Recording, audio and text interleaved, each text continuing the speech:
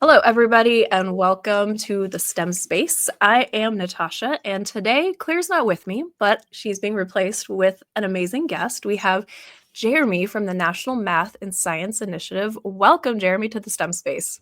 Absolutely. It's great to be here. Thanks for having me, Natasha. Yeah, and I see a bookcase behind you, and I'm trying to guess where in the world are you located? I'm located in Denver, Colorado. For the Okay. National Math and Science Initiative, we're actually a remote nonprofit that is really serving and trying to provide meaningful, high quality, world class teacher professional development to really help impact all students and helping them to succeed in STEM. So I've got staff across the country. We've got 70 full-time staff and about Wow. 150 STEM coaches that are in almost all 50 of the states. Wow. Okay. That's incredible that you're able to manage this virtually. So, I would love to know are there weekly meetings? Like how do you handle this with everyone all around? It's interesting, but yeah, the virtual part happened partially because of the pandemic, and then we went completely virtual and closed down our office that used to be in Texas. We have a small office there, but it's been great. We have a lot of weekly meetings. We have monthly management meetings. We have monthly all team meetings, and we all do get together multiple times during the year in person. But a lot of our work is providing virtual professional development and in-person professional development to teachers. And so it's actually fit with their schedule a lot also. Yeah. And as you know, so this is for STEM educators, our primary listeners. And that's why I was really excited to talk with you because you're focused both on math and science. So, can you just tell us a little bit more about the work that you do? Well, our focus is directly on helping to provide meaningful curriculum agnostic trainings for teachers. So we really do believe in high quality instructional materials for teachers, but we're less concerned with what that curriculum is and more with how we can help make that educational experience for those students applicable to the real world. And Mm. so a lot of the trainings that we do are with school districts where we're helping either at the high school level, physics and chemistry teachers or algebra teachers. But we do a lot at the elementary and middle school level, where it's really trying to bring teachers together to help them think about, how do you have a understanding of what's needed for those students 2 years from the grade you're teaching. You might be a great sixth grade math teacher, but you probably don't talk much about algebraic ideas. And how do you incorporate some of those to excite your Mm. children about math and to help them to see, oh my gosh, I could take an algebra course in high school. I could maybe get some college credit in high school and actually look at going into one of the hundreds of thousands of STEM jobs that are currently unfilled in America because we don't have enough applicants. And why is that? Is math the core issue here, that students aren't prepared on the math side? Because we've been trying to figure this out, right? We've STEM education came around, and I have companies saying, "Help, we need more people in STEM," and a lot of the focus has been on inspiring kids, but I've also felt like, "Okay, let's get them hooked, but also prepare them for those careers." So how do we do that?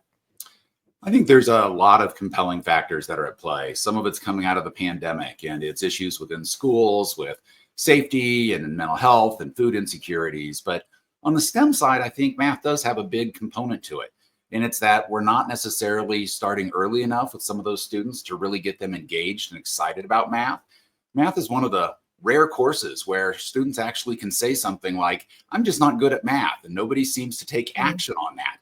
If some yeah, student said, I'm just not able to read, we would be like, oh my gosh, we need to intervene. We need to assist that's that true. child. Yeah, yeah. And so for us, it's really trying to figure out how do we make math as meaningful and life applicable for those students so that they get excited about it. We know that STEM jobs just across our country alone are going to grow at 3.5 times the rate of almost every other industry over the next 10 years. And so a student who can graduate high school with a good knowledge of math and sciences has a great opportunity for a really good job. In fact, half of the STEM jobs are available right now in America to STEM high school graduates. Excuse me.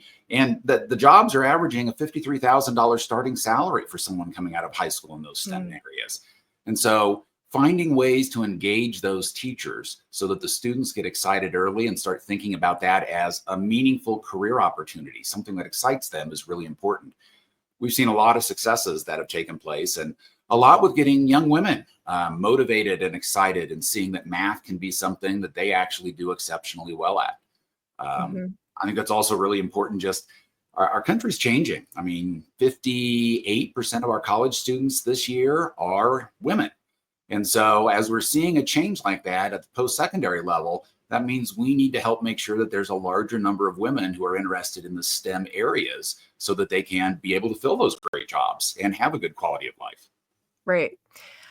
I would like to get your reaction to this. So I just finished my PhD in curriculum and instruction, and I was focused on, Congratulations. thank you. And I was focused on science and engineering education at the middle school level. And one of the studies was talking with faculty in engineering.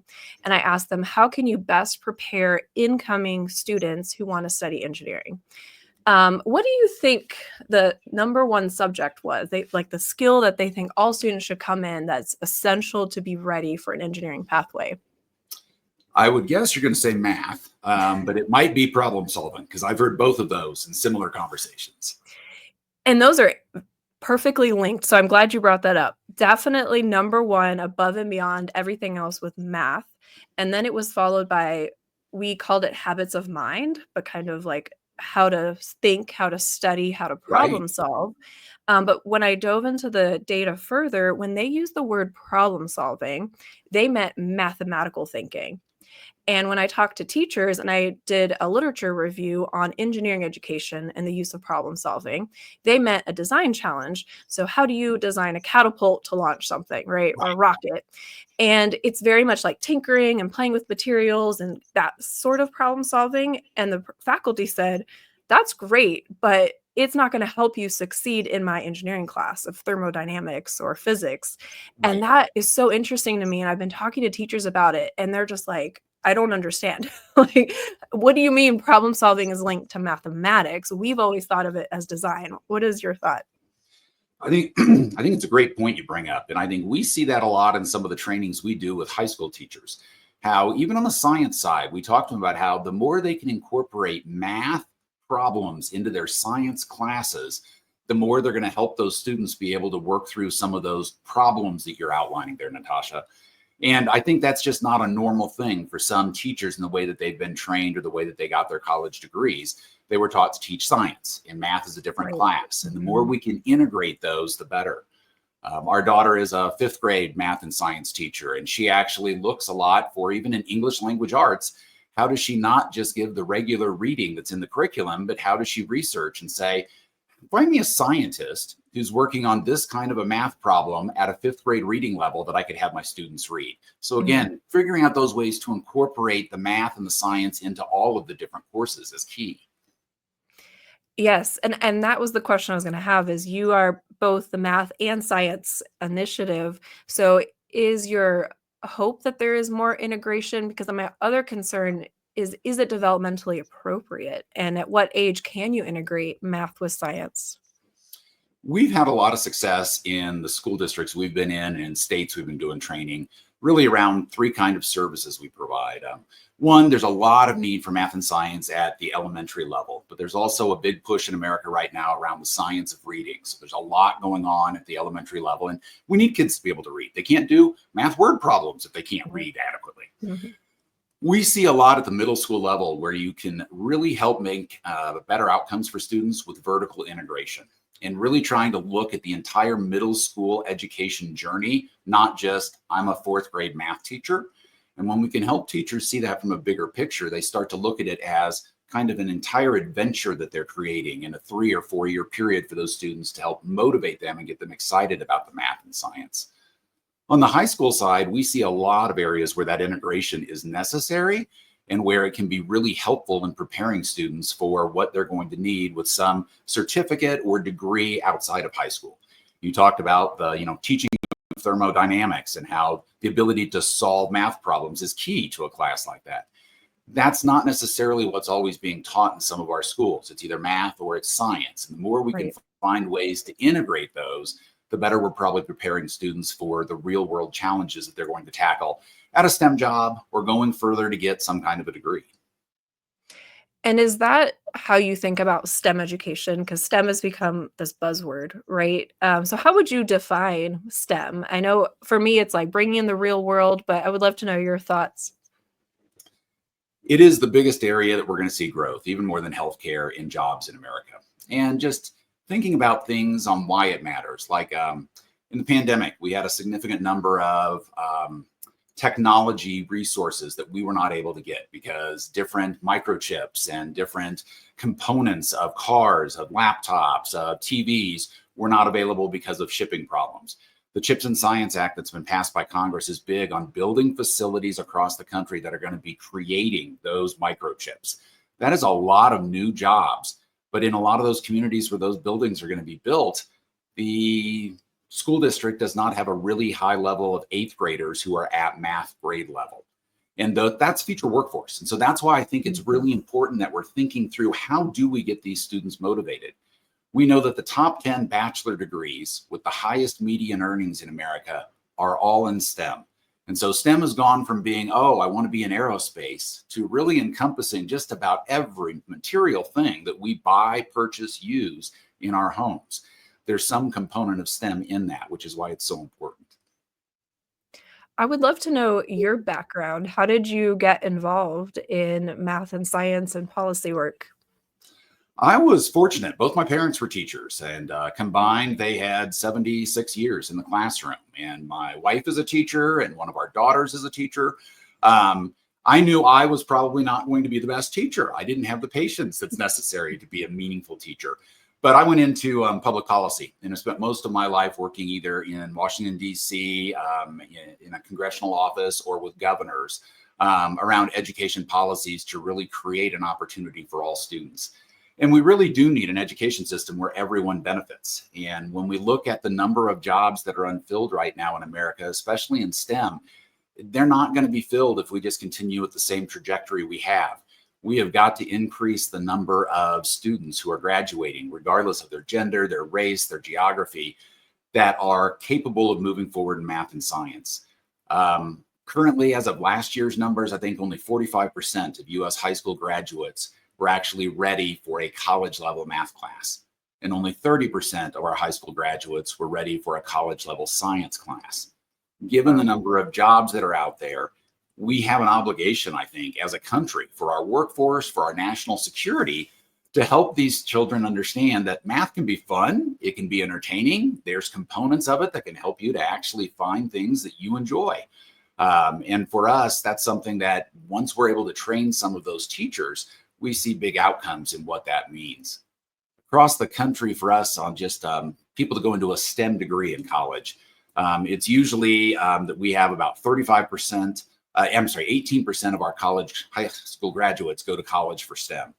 If you were in a high school where you had a NMSI trained teacher for one class only in your 4 years of high school, double that, 35% of them go into STEM. And it's because we're able to train teachers in how to make it meaningful and exciting for the students, which is key. Okay, so taking it from a bigger, I don't know if I would say national, but maybe state level, what is the key? Is it making better training programs for teachers, so better preparing at the pre-service level? Is it administrative change or district level change? What do you think are kind of the big things that need to happen? One of the things we've seen that's been really successful, and we even have some states that are training people within their state Department of Education through us, is on actually teaching people how to build a STEM culture. And we Okay. call that really STEM leadership. And it's working with principals and counselors and assistant principals and being able to look at some of these students who may not have great scores right now in their math or their science or others, but being able to help set up and tell them, okay, if you could take an AP statistics course, here's what the average salary is for someone out of high school who has that kind of a college class under their belt. And being able to really lay the groundwork to get those students to understand that they're not only good at it, the tests show that they are capable of doing this. And if they can apply themselves, the second component is really working with the teachers to make sure that it is real world applicable. I mean, it's one thing to have a textbook that tells you to add 2 plus 2. It's another thing to be thinking about how I had to use math to figure out when I needed to set my alarm clock this morning. I needed to use math last night when I was watching a basketball game to figure out how many points the team was behind. It's really in all of our lives. And yet I think for different reasons, it's been allowed to just be that I'm just not good at math. I don't do math, which is not the case. Right. And from the science perspective, so I was at Texas A&M training pre-service teachers as part of my program. And what I noticed is at the elementary level, you're a generalist. And so you have to be an expert in everything, including reading, math, science, history. And you take a focus, as you mentioned, on reading, the science of reading. And that is kind of like what you want kids to be successful in, and everything else is secondary. And when they came into my classroom to learn about teaching science, they were so nervous and not confident in it. And it was a whole semester of just getting them to like science and believe that they Right. could do it. And I can imagine it's same with math. So perhaps part of it is increasing the confidence and self-efficacy of the teachers for math Yes. and science. And that's one of the reasons why we have coaches for a lot of the teachers that we train. We not only have trainings for them, and we'll continue to train with them during professional development days throughout their school year, but we have coaches that they have access to. And those coaches are available 24/7. So if you're having difficulty in your class and getting students motivated about this part of biology or on fractions and math, you've got a coach you can reach out to who can say, okay, you've got your own curriculum, but here's 3 other lesson plans that apply to that specific thing you're trying to teach. Here's 3 other ways that you can apply to that state standard that you're trying to help those students conquer. And that really helps those teachers not feel like it's an uphill battle, but they have multiple tools at their disposal to try to help those students succeed. Yeah. And what about the equity gap? So we mentioned, not as many women pursuing STEM fields. Can you talk more about that? Yeah, there's a lot of women who are in STEM fields, but one thing we've seen coming out of the pandemic is there's less people going to college. Community colleges have stayed relatively close on enrollment, but at four-year institutions, enrollment's going down in many areas. And it's primarily males that are attending less often. And so we have a large number of females in the post-secondary area, and we haven't seen an increase of women in STEM. And that's a big push that a lot of companies are very interested in. They want to have a more diverse workforce. And in the capacity that we've seen is that when we get meaningful training for these science and math teachers, the outcomes increase for all students, but they actually increase higher for young women and higher for young students of color. And I think that's just a reality that they may not have been motivated to get into some of those science and math courses. We've worked with a large district that they changed their honors course policy in high school. Instead of you deciding to take an honors math or science, you were automatically put into it if your grades were there. And what they found was that some students succeeded exceptionally well there. But they had a large number of young women and some students of color who went to their high school counselor with their arms in the air saying, never again, I won't do math anymore. I can't do this. And those students had not failed. The system had never prepared them for taking an honors course. And we've actually gone in and worked with that district to do middle school training of their teachers. And now they're having a much better uptick, and they're seeing all of those students that get put into those honors courses automatically. You are allowed to opt out, but you have to take that action if you didn't want to be in the honors course. All students are doing better and succeeding. In fact, in that one district that we helped just last year, there was a 46% increase in the number of AP tests taken in the school and a 40% increase in the number of AP qualifying scores for college. And that's multiple years, again, of helping middle school teachers change how they're helping those students get excited about math and science. I love that. And that brings up a good point, because I know in Texas we have pathways. And so Yes. an eighth grader has to decide, I want to go into STEM. And that's a really big burden for an eighth grader. And in San Antonio, I was working with a lot of students whose parents had never met an engineer, don't know anything about STEM. And it's like, how can you expect kids to make these decisions? So if they're not choosing it, they're not going into those math classes, and then later decide to be an engineer, it's too late. So what are your thoughts about that? There's a lot of really good before and after school programs that are set up to try to help provide that opportunity for students to see, what does an engineer do? What is it like to work in thermodynamics? What is it like to work for the armed forces in a science and math background? We do a lot of work with the Department of Defense STEM office, and it's specifically around trying to get students engaged and even into some of their Department of Defense research labs to see what they're doing.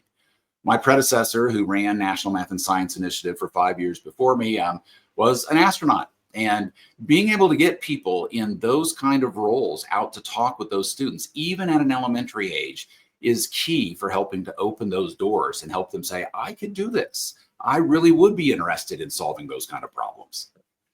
And then flipping it the other way, is there okay, so math and science are important for STEM careers, but is there a level of math and science that should be for all students? Like no matter what you want to do, what should they be taking to just be good citizens? Yeah, there is. And I think we've seen a lot Mm, of questions coming around in some states right now on what is the requirement to get a high school degree and what do we need in today's world. It's a very technologically based society that we're living in. And I mhm. don't know how you could succeed easily if you hadn't been able to master general math and be able to figure out how do you problem solve through a lot of the scientific issues that we face every single day, whether it's how you're going to fix dinner and what's in the recipe to what do you need to do to make sure that your TV and your satellite services are all linked together. So I think for us, we're seeing a lot of states that are questioning, does it have to be calculus in high school? Could it be a statistics course or could it be a data science course? And I Mm. think there's going to be some really good discussions around what is necessary to be able to master the real world outside of high school as our needs have changed and some of the job requirements are changing. What about AI? How do you see that impacting your work? I think AI will provide a great tool for a lot of teachers, and we've done a lot of research on this. It's not going to replace teachers. It's not going to replace what's needed to actually build a relationship and be there to support a student. There's a couple of AI studies that have come out that have shown like students who did math courses and had an AI tutor that was helping to prompt them as they went along, they usually completed twice as many problems as students who didn't have AI. But when it came to taking the actual test, they didn't score any higher than those that did Mm. not have the AI tutor.